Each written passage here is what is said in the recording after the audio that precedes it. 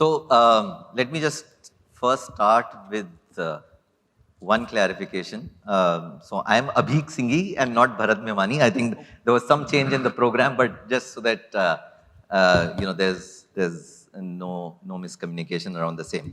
So this is going to be a very exciting panel, and I'm going to do one thing. We have a distinguished panel on stage, so I'm just going to be on this side and asking from the perspective of the audience which is there.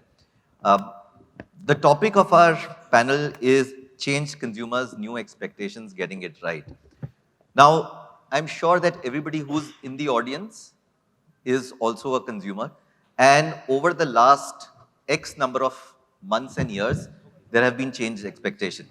As we were having this discussion in the group, one of the things that would be great is to also hear not only about what has changed pre-COVID and post-COVID, but also if we take a slightly longer view.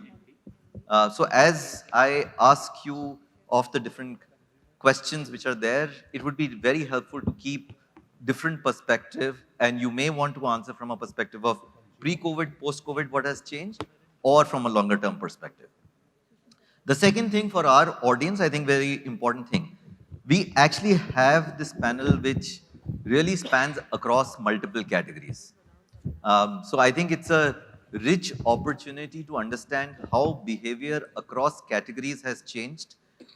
I expect that we will not see a uniform answer. What may be happening in apparel may not happen in jewelry. What may be happening on appliances may not be happening in terms of home. So I think it will be great if we have agreement. It will be greater if we have disagreement. Because the one thing which is true from a consumer perspective is, I don't think anybody has all the answers. Okay. So let's start this off. The first question, and I'm just going to move to one of my favorite brands, Mohit. So I'm going to start with you. Baskin Robbins, ice cream, indulgence. It's great for you given that heat wave is on. But what has really changed? What is it that you have seen? Who is consuming? What are they consuming? What are you seeing as the differences, similarities between pre-COVID, longer, shorter, whatever period you may want to think about? Good morning, everybody. Abheek, if I was to wind back maybe a couple of years, I think a lot has changed from the way families used to consume ice creams to the way they do it now. Both in terms of the kind of products, in the way, the channel of choice, etc., etc. So maybe a couple of years ago, people would, go down in families and, in groups of 4 and 5s to outlets to consume ice cream. That has changed because now with the convenience of, online ordering and online deliveries, etc., etc., people are preferring to do the transactions based out of their houses. And there are only younger people who are actually going down to the outlets. So that is one thing that has changed. We have seen a larger percentage of much younger consumers coming in and making the purchases. Okay. So that is the first thing that has changed. In terms of products, of course, there are flavors and so on and so forth. But I think the one big thing that we have seen is a greater consciousness around health and wellness and fitness and so on and so forth. So the older audiences have become more conscious about what they input. The younger audiences are still pretty much happy consuming, products of their choice. So that's the second thing that we are seeing, big trends on. In terms of if I was to look at it from a slightly different lens, let's say the lens of service, at one level, ice creams was an indulgence category earlier. It currently also is. But it's become a lot more transactional in nature, which is the other big change that we see. Got it. So, group to individual, health consciousness, indulgence, transactional, which is there, that you mentioned. Ravi, what is it that you have seen different in terms of the who and the what? For our category, it's been a sea change. Because when the pandemic hit, nobody realized, nobody had heard of the lockdown, concept of lockdown. And suddenly one saw that the maids and cooks were not allowed in societies. And we are a premium brand. So in the households that we enter, typically there is a maid coming to at least do the basics of cooking, if not everything. And suddenly there were people who had to eat, they could not stop consuming, and there was no maids, no cooks. So they discovered this corner of the house which is called kitchen, and they went there, and a lot of people started calling me saying, यार हम ये किसमें खाना बना रहे हैं? मुझे अपना पूरा kitchen Wonderchef करना है. So it was really an amazing experience for us as a brand to see customers finally realizing that what they cook in is also as important as what they put inside the body. That, however, I mean, it certainly boosted our sales and gave a push to the brand, but it brought another challenge, which is where I believe the customer behavior has changed. The expectations certainly went up multifold. From a product and experience company, from a product and service company, we had to become an experience company because the profile of the customer had changed.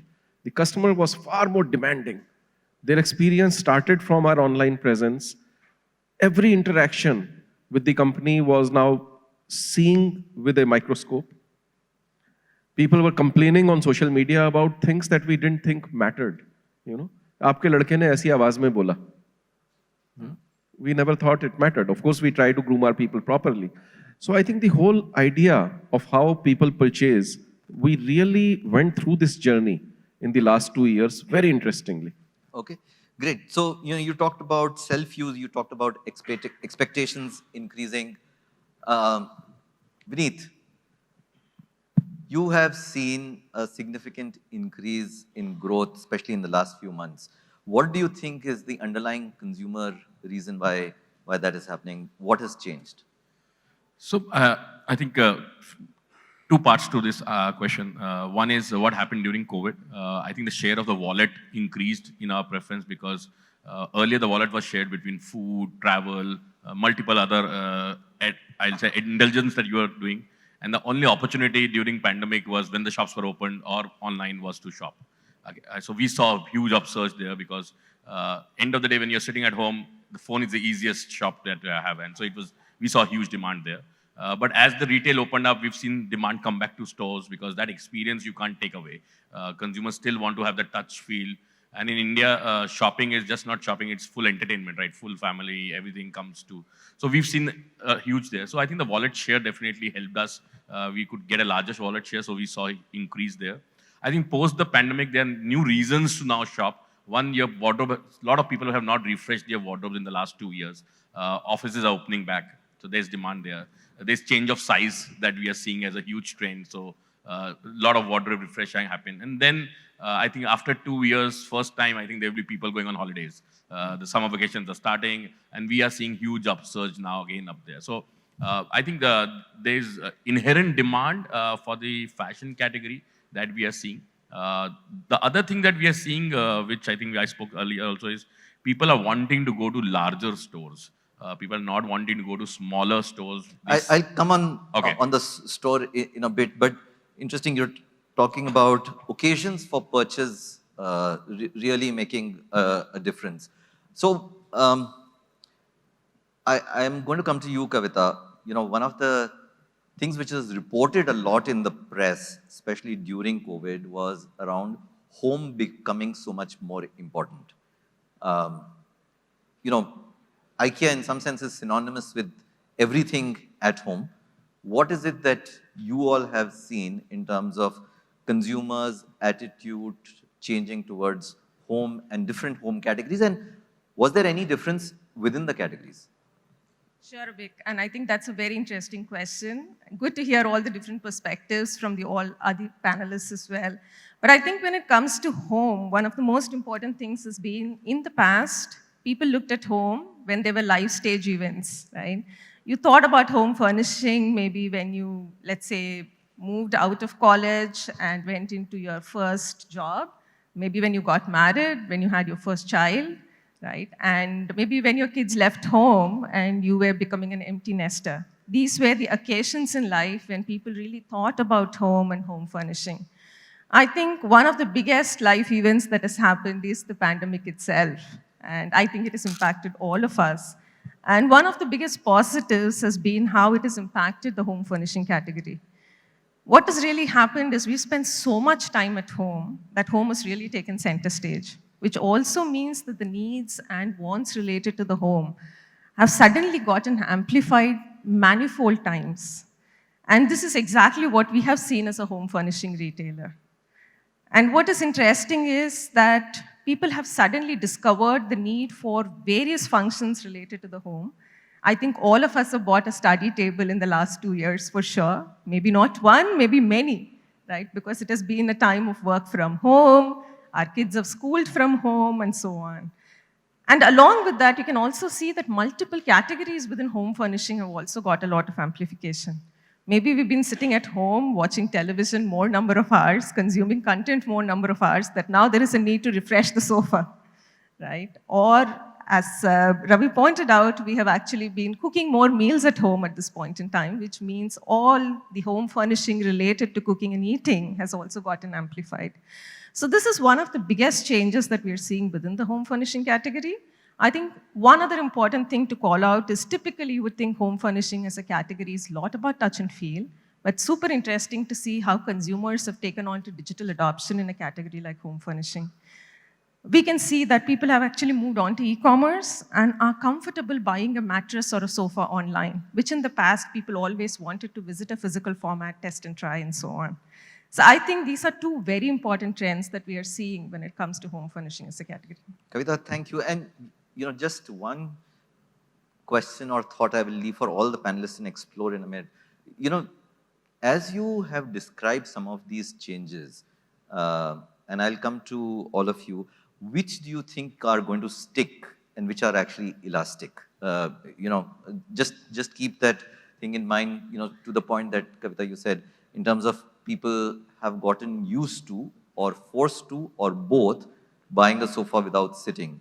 Now, is that going to continue? Is that not? And maybe the answer is different for different categories. I'd just like to come to that. Naman, you work across different categories. We've already seen how some categories have behaved. How have you seen consumers across the retailers that you work with in categories which have not been covered? You may want to cover electronics or food. Take a pick. Sure. So I'll talk about electronics. I think electronics, like we saw in furnishing, electronics are new categories that have emerged. So for example, dishwashers didn't exist in the last 2 years. They've just come about. Washing machines are now much more prevalent because people are at home, they need to do more washing, clothing, etc. So those have come about. The other thing that's happened in electronics is that online first brands have emerged.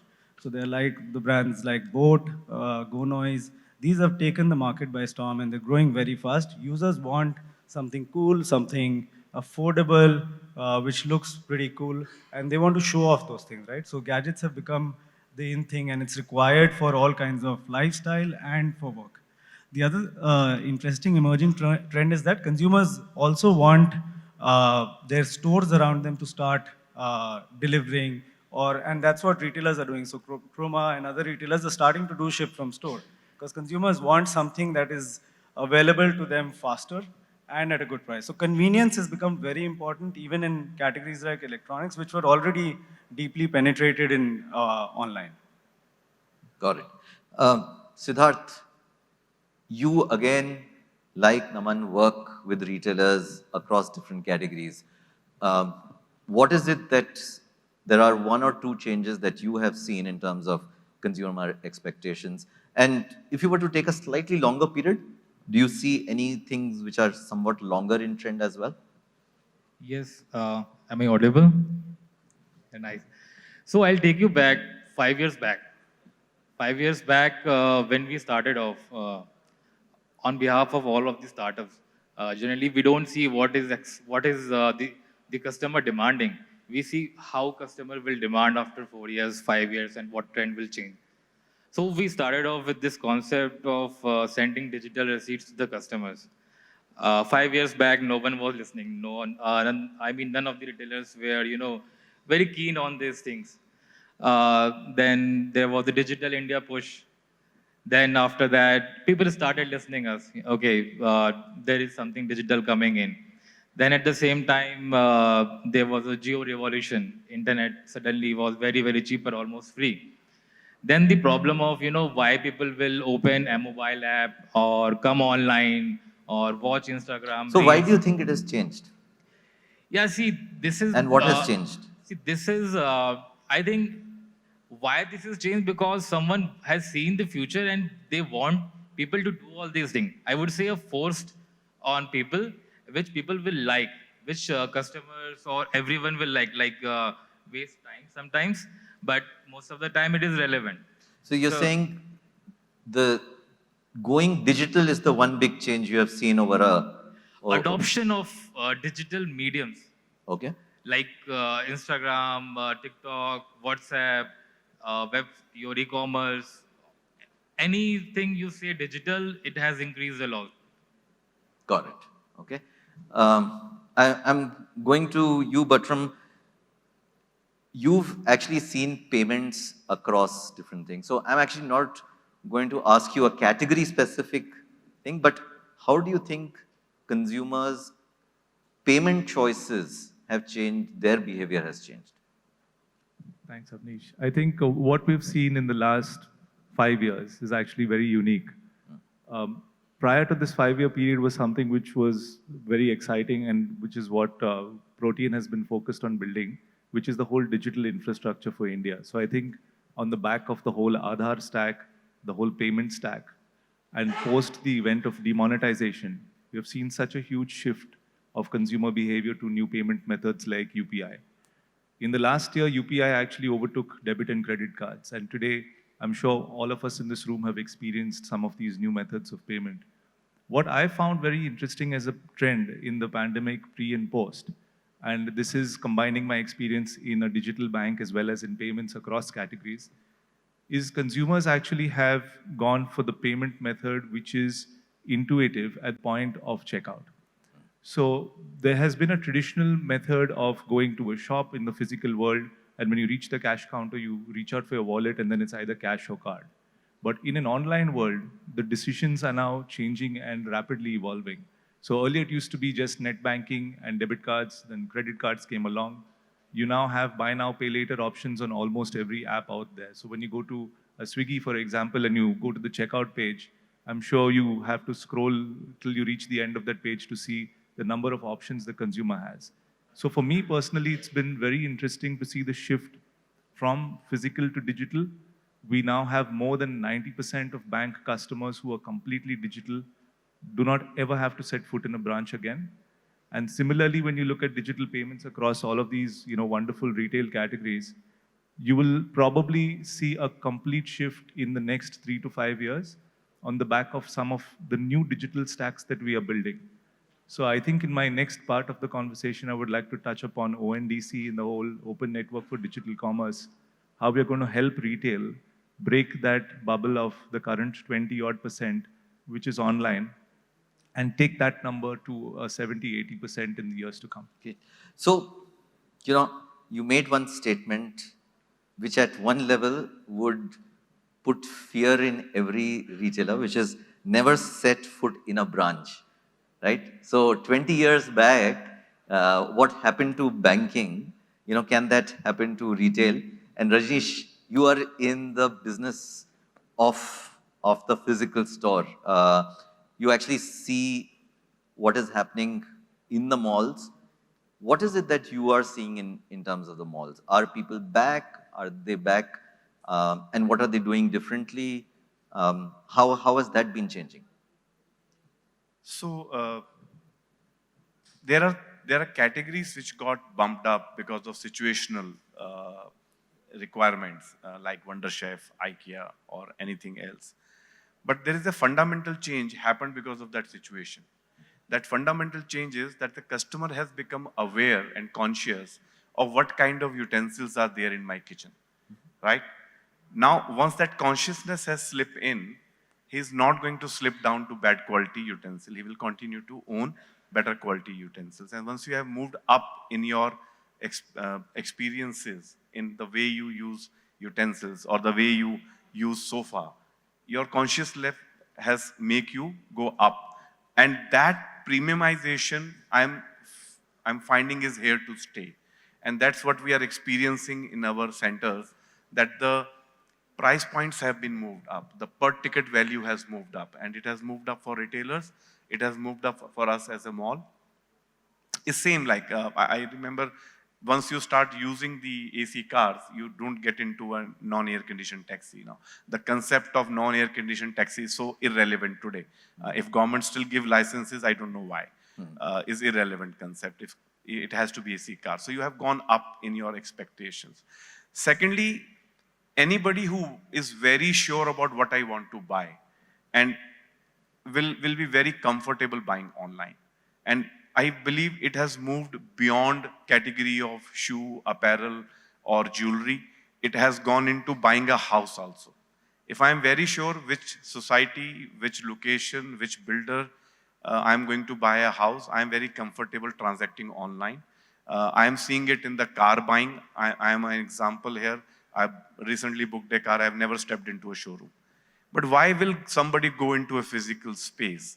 Is for the experience, is for retail as a therapy, retail not as a transaction. If I'm very sure for a transaction, I'm online.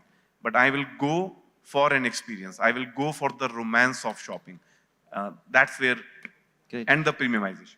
So, Avnish, saving the best for the last, in some sense, jewelry was thought of as being, in some sense, a very difficult category because, especially in India, how do you build that trust, the touch and feel, the experience, and so on and so forth.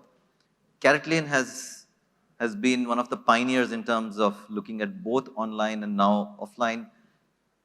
How have you seen the change over the last many years?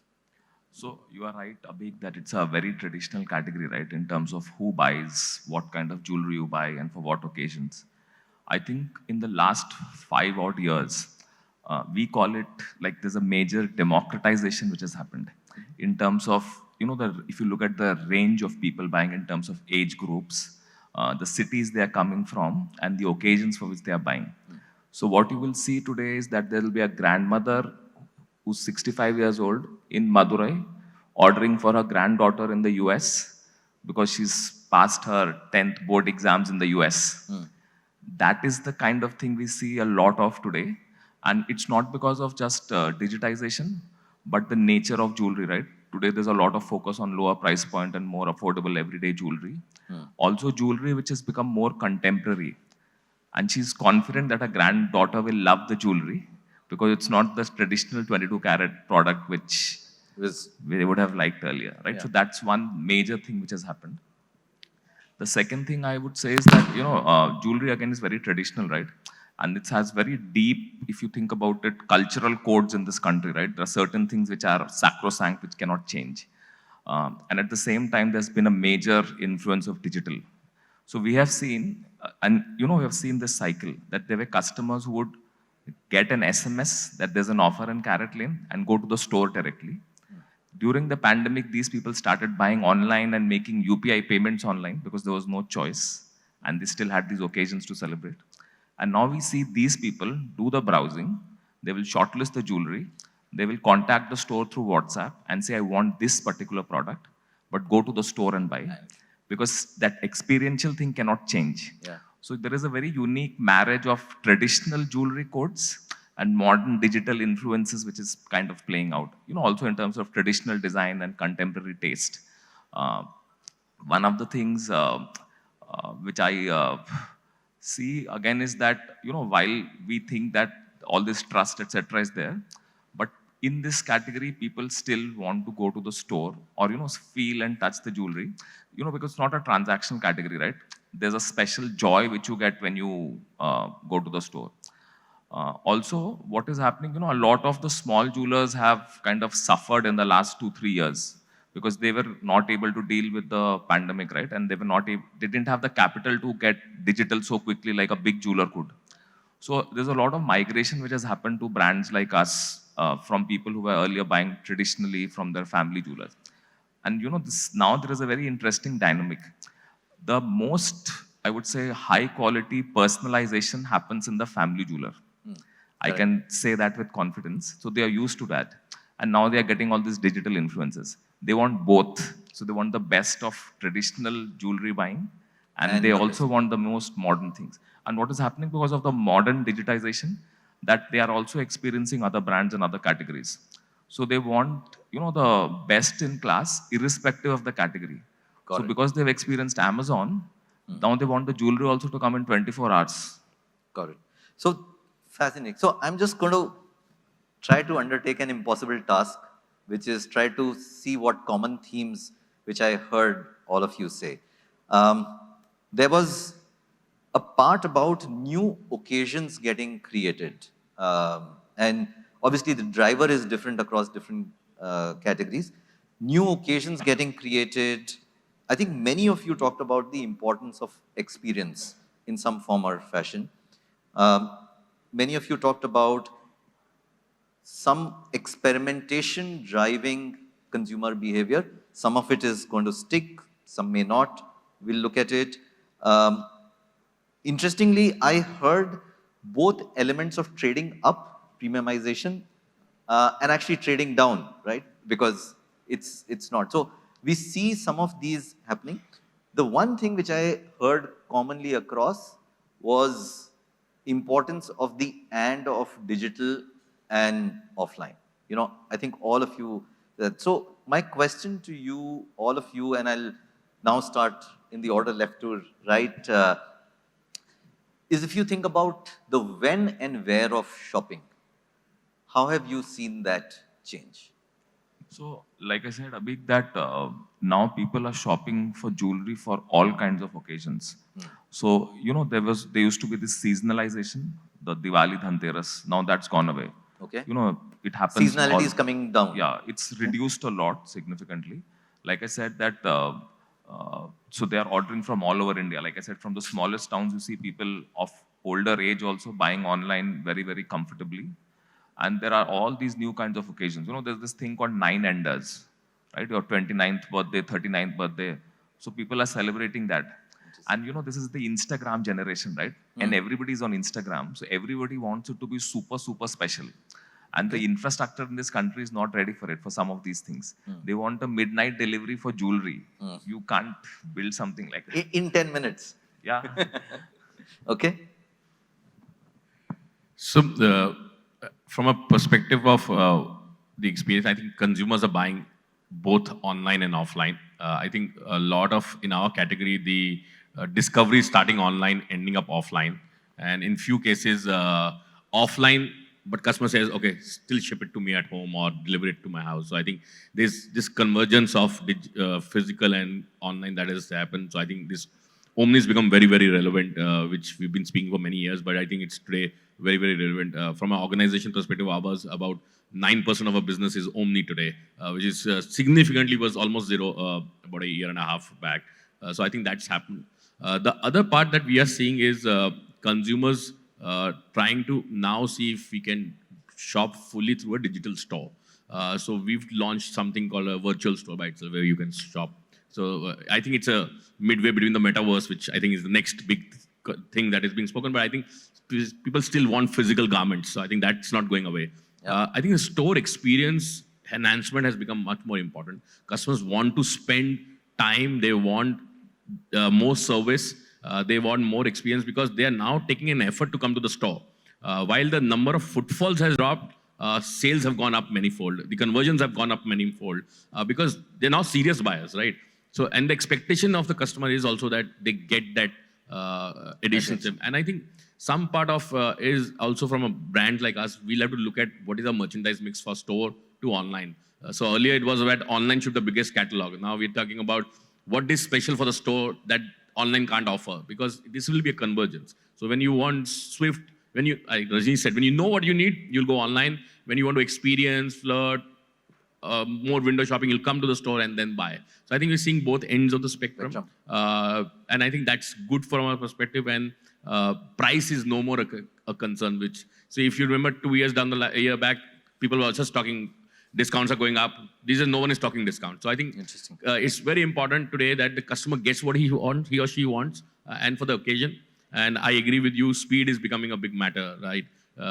24 hours delivery, 48 hours delivery is almost become a norm. And the same is we are seeing in cases of when consumer wants service back for refunds, it needs to be instantaneous. They don't want to wait any more longer. So I think we're seeing this young generation, consumer not wanting to wait anymore. So that's something which we're seeing. Kavita, the when and where, speed, service, store experience, what are you seeing? I think I would say in one word, it's all about omni-channel. As retailers, what we can do is to enable all the different customer journeys that are possible. So as IKEA, we operate large format stores, 4 lakh square feet, and we can see that on an average, there are maybe 5,000 to 15,000 people who visit these stores every day. So there is something in the physical format that people are experiencing that they would like to come back to again and again, right? And are you also seeing reduced seasonality, what Avnish was talking about? Reduced visitation? Seasonality. Yes, of course, seasonality is definitely playing in all categories. What we are seeing is, of course, during the festive season in India, for example, the time frame between September to December, we see people buying home furnishing in big numbers, right? It's also the time when you're getting together with your families, we are inviting friends over. There are many, many more occasions to invite people home, and then home furnishing definitely receives a fillip at that point in time.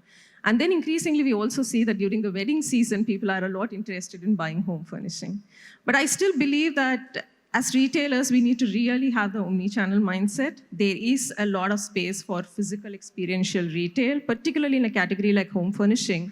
Also because it is not just about one product. It is not about buying the sofa. It is about putting the living room together. And how do you make it look good, but at the same time, how do you make sure it's functional? So once that comes together, it is very interesting for consumers to visit an IKEA format because you see 200,000 square feet of inspiration, room settings. How could your home look like? How could your living room look like? And most times, I believe that the reason why people come to a physical format is to take in that experience, take in those ideas, and then work with it. And then they could, for all you know, go back and shop online or use the mobile app. Right? So my thought is, as retailers, we need to enable all the different possible customer journeys for different consumer segments, and we have to give them the option to switch seamlessly between physical and digital journeys. And that is the one thing that we can enable, through which we can actually cater to the needs of the many people, and just not specific customer segments. Got it. Sure. I think, can I add something? I think people are celebrating life now. I think 2 years has taught us that we don't know when it's going to end. Sorry to say that. But I think people are finding newer reasons to celebrate. Celebrations. Come what, I have a lot connected to the hospitality industry, though they are not part of this. They are going through a splurge. Today, there's not a single hotel room in a resort that is available on a weekday itself. We forget weekend. So I think people have started enjoying lives, I think celebrating life, and that's where they're finding these new occasions, new reasons to celebrate everything. So I think that's, which is, maybe it's happening a lot more. Mohit, do you find people eating more ice creams regardless of month of year or time of day? Oh, absolutely, and can't be more thankful than that. So, you know, what we find, Abheek, is that there is some kind of democratization of food ordering, which has happened, and which has been enabled largely by the online aggregators, by the Swiggies and the Zomatos of the world. I mean, today the family doesn't order necessarily only one thing for a meal. The child wants something, and the mother wants something, and the father wants something else, and which has helped categories like ours hugely.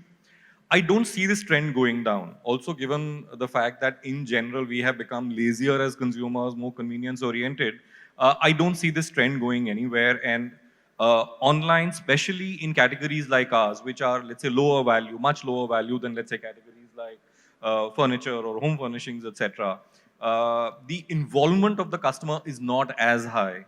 And therefore, online will continue to play a huge role going forward. Now it's up to us as retailers, how do we make our stores interesting, and how do we still get the customers to come there, and so on and so forth. You know, as very interestingly, what we've also found is that in many catchments, we actually open dark stores where we don't have physical stores, but we just have dark stores to fulfill demand. And we find that those stores don't necessarily do great business. They do a fraction of the business that a physical store does online. Yep. Got it. So obviously customers still want the assurance of a physical store. They may prefer to order it online at some points of time, but they need that assurance of a physical store as well. Got it. Bertram, do you see more ordering happening at odd hours of the day transaction happening different times, different places, etc.?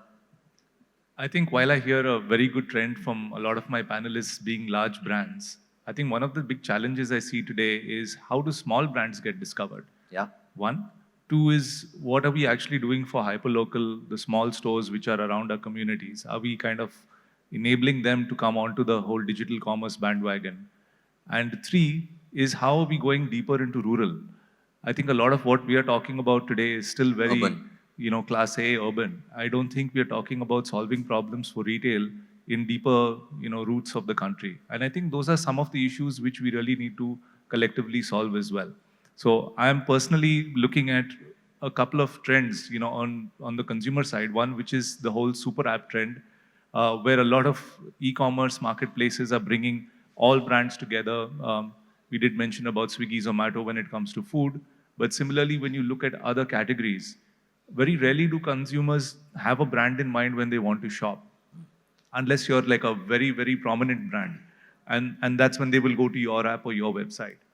And that's a challenge for both the brands as well as for the consumers, because as a brand, you're struggling to get that mind share, do your search engine optimization, invest in bringing them to you.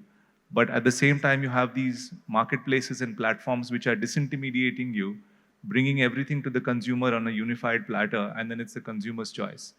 So where do we really find the right balance is I would And do you want to solve for. I mean, just taking a consumer lens, do you find, basis the work that you have done, do you find a significant difference between, let's say, the urban metro, urban second tier city, fourth tier city? Or because I've heard both things that actually the aspirations are not that different depending on whether you're tier 1 or tier 2 or tier 3. Actually, aspirations are not that different. Absolutely. I think it's not an aspirational issue. It's more about enabling them with the right choices, with the right technology and the right platforms. Today, to get a lot of these brands onto platforms accessible to people in rural India, there are very limited options. They do have smartphones, and smartphone penetration has been phenomenal in the last few years, but it's still very nascent when it comes to digital commerce. Got it. So we believe that with initiatives like the Open Network for Commerce, bringing the local retail shops around communities online is the first step. The second step will then be bringing larger brands like the ones we have here today, also on board open networks, which decouples them from a few restrictive platforms or monopolistic platforms as the single points of distribution. So getting onto an open network allows your consumer to access you from any app of their choice. That's a very powerful change in behavior. Okay. Siddharth, the when and where, is that changing? What are you seeing?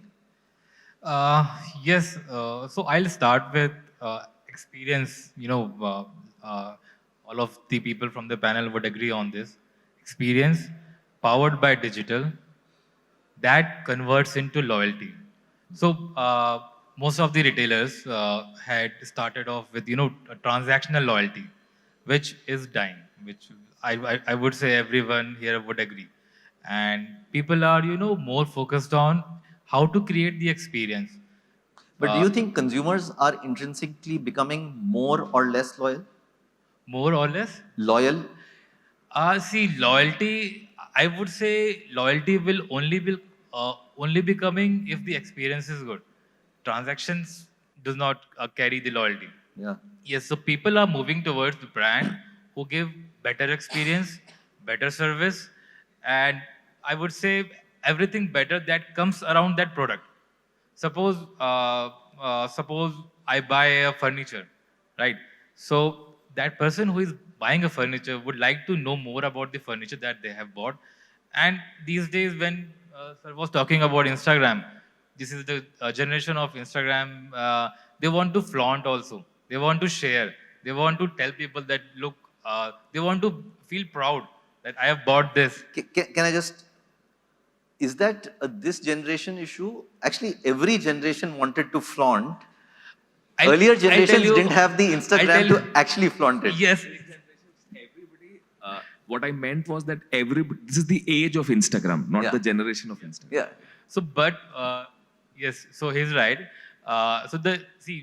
People who are more active on Instagram, or of course, new generation people, and that is like, I mean, they want to be on Instagram. People who are, you know, not, age group of 40 and above, they are on Facebook. This is mostly people are on Facebook. How many people in this room are on Facebook? How many are actively using Facebook? Actively using Facebook. How many people above the age of 40 are on Instagram? So no one, okay, they are sharing their age, huh? Good, good. We have a good Okay, mix. one more question. How many have deleted Facebook? Wow, wow, that's a good number. So, at Carnival, we try to do the same thing, like increasing the shopping experience after the sale. So, suppose if someone wants to, has shopped from bestseller and want to, share what they have bought. So, what they can do, they can, create a video, post it on their Instagram. So, there is a competition going on that we are trying to do. Interesting. So, bringing people, making them feel proud. And suppose I buy a So then you don't need to pay some celebrity Yeah. large amounts for being the So- influencer. You are democratizing that as well. So my marketing team says it's insider influencers, Interesting. Interesting. not the outsiders in paid one. Got so No, please continue. yes, so this has been the journey, and when we work with brands, they try to come up like people, what more we can do. So suppose there is, if you shop online, there is a DIY whole picture on the printed on a paper A4 size sheet, and that can also be interactive, like which screw, from where to pick up, where to push. So all these things we are trying to come up with the categories and try to cater to each and every category. Yeah. Okay. Great. Moving to you, Ravi. You talked about the experimentation and discovering that corner of the kitchen. Do you see that is going to continue? How has that changed? Online, offline? What is your experience? Let me, since I understand we are in the last round, let me take it a bit more macro in terms of trend, what is happening, going beyond the kitchen. As an overall movement in customer behavior, buying cycle, what is happening? The trends are very important, and my fellow panelists had said earlier that our job is to look 5 years into the future. Okay, I'll make you look 5 years into the past. A very important channel of sales in India used to be TV shopping. Anybody remembers? Shop CJ, Star Network, Home Shop 18. Where are they today? Because your question is about when and where. Now, these were ubiquitous, 24-hour channel. One thought, life has changed. Anytime you can switch on the TV and you can buy something and it can get delivered to you within 2-3 days. Where are they now? They have all disappeared. They've shut down. Why? Because they could not compete with the power of the internet, with the apps. Because a TV can show only one product at a time. And it seemed like a revolution 10 years back. Today, internet can give you choice of millions of things at the same time. So sitting here listening to all the intelligent minds, the thought that is going in my mind is, what is going to happen in 5 to 10 years' time? And I was just trying to put, because a BCG guy is standing in front of me, I was trying to make a matrix in my mind. Okay? And the matrix says, just to code it in 3 simple things, TMM. Talent, money, and markets. Where are they going? Now, if we see today, the brightest talent is not joining me for retail, is joining me for digital. They are opening their own things. Where is the market going? Last 2 years, by either the hand of God, or if some conspiracy theories were to be believed, by the hand of the digital companies, the FANGs, the whole world has gotten digitized. We were forced to. Okay? It's not a consumer behavior change. We were forced to change because we couldn't get out of our homes. Shops were shut. So we were forced to adopt new technologies. We were forced to get familiarized with new tech. And human race has shown how resilient we are. Okay? Teams, Google Meets, Zoom, They suddenly appeared in our lives in April 2020. Before that, who had heard of Zoom? But I just, in the interest of time, do you think that's going to continue, or No, are so meetings back? what I'm saying is, behavior has changed.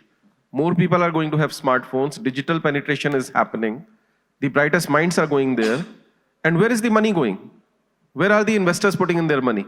They are not putting their money in a retail shop. They are not valuing, I'm sorry to say, an Inorbit mall or a store in the same way as they are valuing a CaratLane or a something else which is totally online. Where is the money going? Is it going to a carpenter who is doing the hard job at your home, or is it going to a So how is that live going to space? impact the consumer behavior? Consumer behavior is going to get formed. So you're With saying the higher- supply side factors are going to drive it more? Oh, absolutely. The consumer never expected 10 minutes delivery until Zepto came, and they disrupted the entire large industry, Big Basket and Grofers and everybody. They've been forced to change their names. Swiggy's calls itself Instamart 10-minute delivery. So the consumer is lapping up the experience that the TMM are giving them. The markets, the minds, and the money. Got it. Yeah. So your point is actually there's going to be more digital. Oh, and that's going to absolutely. be driven by supply side factors, which is going to change the consumer expectations going forward. Absolutely. Naman, what's your view? So I'll talk from a marketplace perspective, and we work across categories, and we have more than 1 crore users. So I'll just talk about what we've seen and how we think things will evolve. So one is customer is king, and more so in this era. I think they've just been bombarded with a huge amount of options across channels, right? And that's leading to customer confusion as well, but also them becoming more choosy, particular about what they want. They're looking for convenience and a good price. And they've been offered price from multiple channels, and hence that leads to reduction in brand loyalty and also like channel switching very often. And channel switching is across offline, online, direct. There's a whole bunch of things that's happening there. I think what is required and what's happening is that retailers also we are seeing adopting to this change, because digital is here, it's here to stay. The consumer shopping experience is now starting online itself.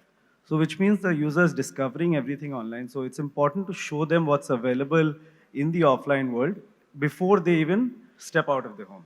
And that's when you start engaging the consumer and getting them to know about what's in your store and then get them to the store. The experience still stays. I think a lot of categories continue to thrive on experience, right? Fine dining, there's a lot of food outlets, there's fashion definitely. I think furnishing will continue.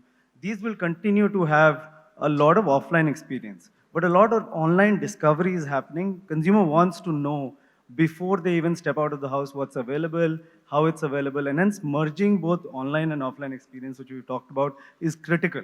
Yeah, so, okay, Rajneesh, everybody's talked about increasing importance to digital. I think Ravi's talked about the fact that given where the TMM is going, actually the offline retail is going to come under more pressure. What is it that you are seeing in terms of the consumer expectation? What is it you think that from an offline perspective, from a mall perspective, can retailers do in order to make sure that there is supply side pressure, supply side incentives for consumers to come and stay and spend in the malls, in the offline? I don't think you need to do too much to push consumer out to come to shop.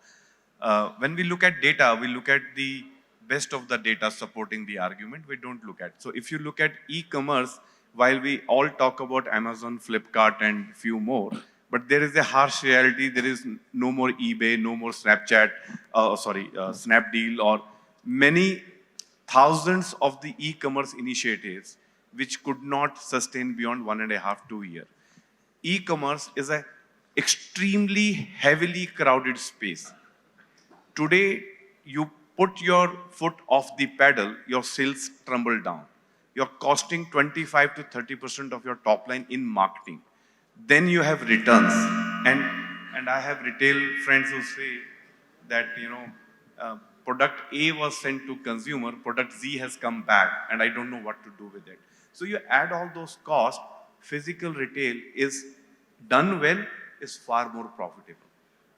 You don't have to shout from the top of your voice to say, I am here, I am available. You're in a physical space, customer is giving you undistracted attention because you're in the store, you are in physically, mentally there. You're not talking to your wife and browsing your mobile, seeing the product. You're fully attentive at the store, physically, mentally present. What I'm seeing as a physical space creator is how many times an Indian goes out to see a musical concert? How many times an Indian going out for an ice skating or a skating rink, or how many times an Indian going out to see an IPL match or badminton match or pro kabaddi or things? These things are calling us out of home. They are inculcating a habit to say there is life, what Vinny said, we want to enjoy life. Now, how do you enjoy life? You can't enjoy life sitting at home and watching OTT. You're going to enjoy life by booking resorts. You're going to enjoy life by watching IPL match. You're going to get into a habit of getting out of home. The minute that cake becomes bigger and bigger, the retail small portion of that going out will be multiple times of what people are coming out today. Okay, thank you. Abheek, can I add something? I think while there should not be any debate about retail and online anymore, I think it's done for that. But if you look at global trends also, offline is back. If you look at, while we can keep debating about it, look at the US story. First time ever growth, Germany, markets which have never seen growth in retail are back to growth, brands are expanding. So I think there is merit to have a balance between these both worlds. And I think that's something is what we should take away and try to make experiences more important at store than just transaction. And online is more transaction. I just take 30 seconds to add here. Yeah. Every single time there is a big bonanza sale on electronics in any of the platform, we have seen the physical store sales go up without spending money on it. Because there's somebody else advertising. Which is happening. It's just consumer is getting exposure to a new product and he's coming physical space to buy it. Okay, great. So we've heard from the panel. I'm just going to take a minute to hear from the audience because the audience is actually also consumers. How many of the consumers in this room actually have changed their behavior in the last 2 years? Shopping behavior, how many?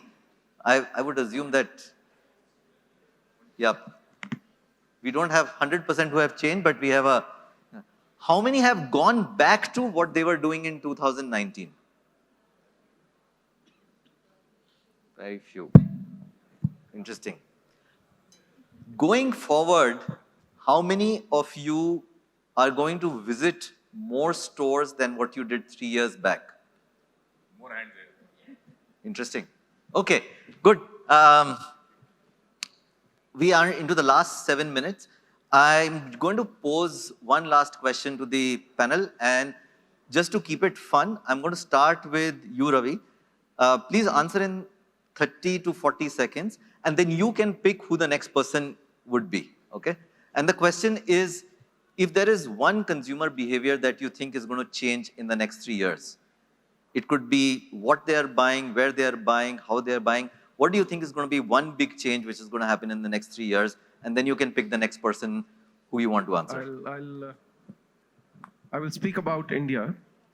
I believe the consumer has been taken for granted for a long, long time. Digital is giving the consumer the power, and she's going to become far more demanding in what she requires, the experience she wants, the quality she wants, the post-sale service she wants, and that is going to drive the brands further.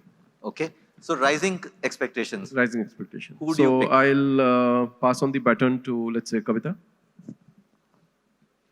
Thank you. I will say that the biggest change I will see is in terms of consumers asking for more relevance, be it products, be it services, be it everything that goes along with it. People are going to say, how does it meet my needs, my wants, my desires, my dreams? So that's where the consumer is going to go. Okay. Over to you, Vinny. I think one thing that is constant value for money, that's going to remain. Consumer is going to continuously seek value. The other big trend that I think which we've not spoken and we should is how sustainable the brands are. How are we? I think this is a big change that has happened. how are we impacting the Mother Earth, how we're impacting environment, and what are brands doing, being responsible to do this. So I think that's going to be a big change. And I think brands like us will have to be at the forefront of this change. And because the consumer is going to expect it without paying the price for it. So we need to deliver that also. I think.